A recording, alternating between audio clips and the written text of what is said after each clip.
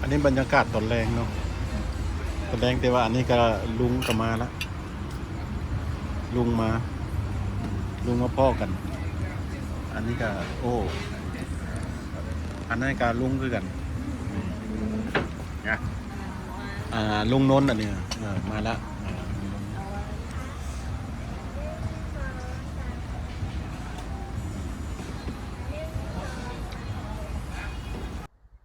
มื้อนี้เฮาสิพามาถ่ายเอาร้านอาหารชื่อบิวดีร้านอาหารบิวดีนี่ตั้งอยู่บางนากรุงเทพเพราะว่าก็เฮาสิมาเบิ่งมาถ่ายเบิ่งตัวนี้เพราะว่ามันมีอ่เขาเจ้ามีครอบครัวเบิดครอบครัวมาเที่ยวได้แล้วก็มากินอาหารแล้วก็มีบ่อนเด็กน้อยเล่นผู้ใหญ่ก็นั่งชิลๆอยู่ในบ่อนตูบมีน้ำอยู่กลางน้ำแล้วก็เด็กน้อยก็มาได้เด็กน้อยก็เขามีบ่อนเล่นให้วิวดีว่าซั่น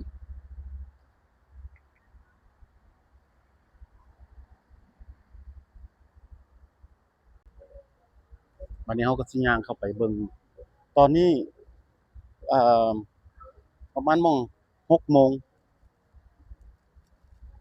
6โมงร้านวิวดีบางนาก่อนเฮาสิเลือกเอาร้านอาหารนี่เพราะว่ามันอยู่outdoor นั่งข้างนอกอยู่แคมป์น้ำ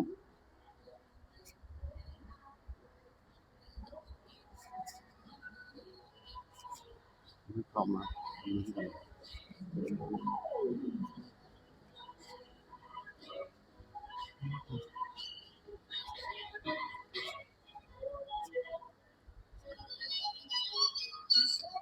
มาร้านวิวดีสิดีสมชื่อบ่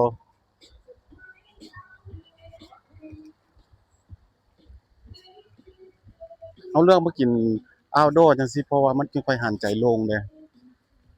คันเฮากินอยู่ในร้านในห้องมันละอยากอยากอัปอยากอบกันโพดเนาะ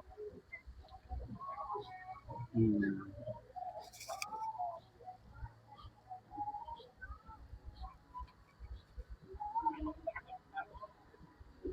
ไปไหนหือก็นี่มาทำไมมันเรียก Daddy บ่โอเคเดินกับ Daddy เดินกับ Daddy โอเคแล้วเฮาสิถ่ายไปเบิ่งสักหน่อยหนึ่งเนาะวิวก็ประมาณส่ำนี้เนาะ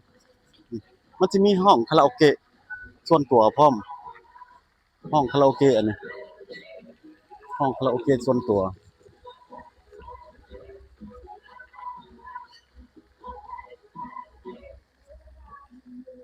ตอนแรกเขาเจ้าก็สิมาเล่นดนตรีกลางน้ำจังซี่แหละ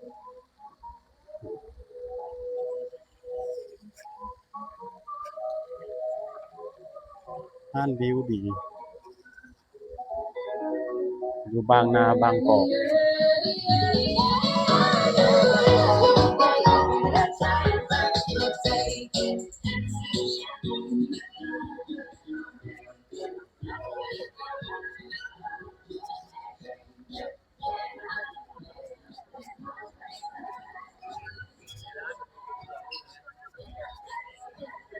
ย่างมาเบิ่งฝั่งนี้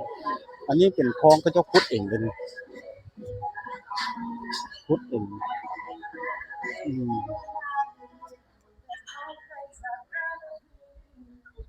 โอ้เป็นบรรยากาศแคมป์หนองจังซี่เขาเจ้าขุดหนองเออเป็นจังซี่เนาะไปก็เป็นประมาณนี้เนาะอยู่ในนี่แล้วตอนแรกหน่อยหนึงก็สิเบิ่งถ่ายอีกบาทหนึงให้เบิ่ง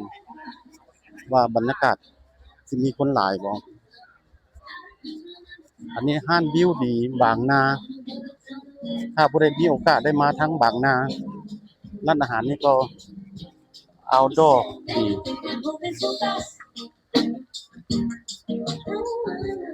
แล้วเขาที่มีวงดนตรีเล่นโฟกซ่องสงสัยตอนแรงพอคนมานั่งดีแล้วเย็นสบายอันนี้มีห้องน้ำอยู่แถวกลางสะดวกสบายแล้วก็มีบาร์อะไรนี้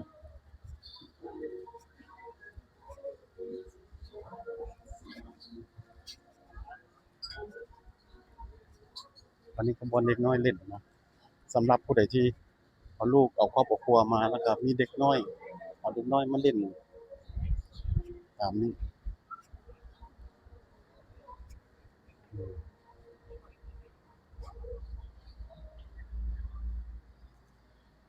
You want to go slide down?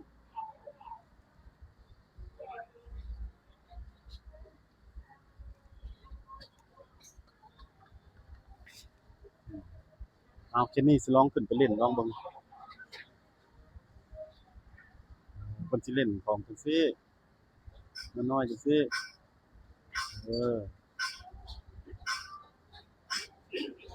แล้วอันนี้ก็แม่นเขาเจ้าเฮ็ดเป็นสิเป็นมีเชือกเรียบร้อย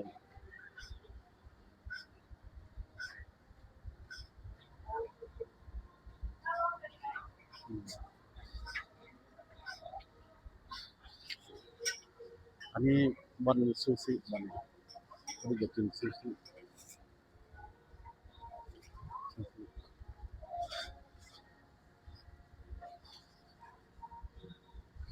สมที่ว่าคนมาปีแรกนี่ดี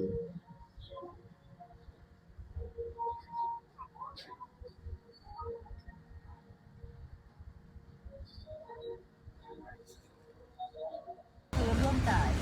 เขาถ่ายรูปกัน อันนี้บรรยากาศตอนแรงเนาะตอนแรงแต่ว่าอันนี้ก็ลุงก็มาแล้วลุงมาพ่อกันอันนี้ก็โอ้อันนั้นก็ลุงคือกันนะลุงนนท์อันนี้มาแล้ว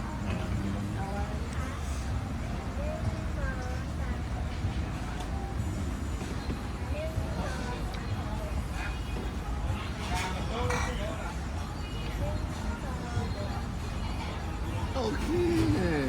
โอ้โห ตอนนี้ก็ประมาณ10 โมงครึ่งในงะตอนนี้10 โมงครึ่งของห้านอาหารบิวดีเนาะบิวดีรีสอร์ทบิวดีอย่างก็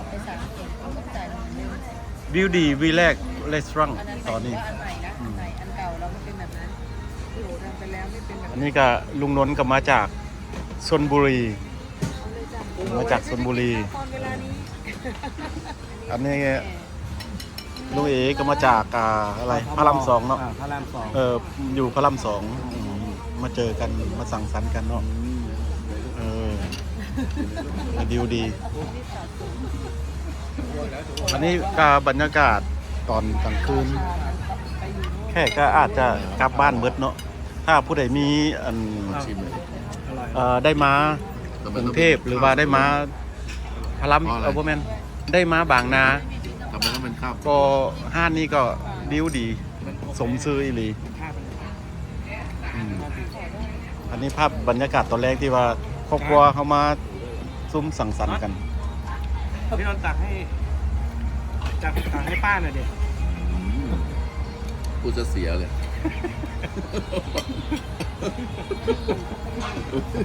ไม่ได้ยินว่า เอาก็ต้องเรียกป้า แกล้งไม่ได้ยินกันเลย ป้าลุงน้า ปกติเรียกแต่จ๋าเรียกแต่ชื่อ เรียกป้า อันนี้ลูกมันเริ่มโตแล้วก็อะไรก็แล้วแต่ ตอนอายุ3020 กว่าก็รู้สึกเราเด็กเนาะพอ30อีกนานกว่าจะแก่แต่ตอนนี้เป็นไง 50 แล้ว 50แล้ว จะได้รสชาติ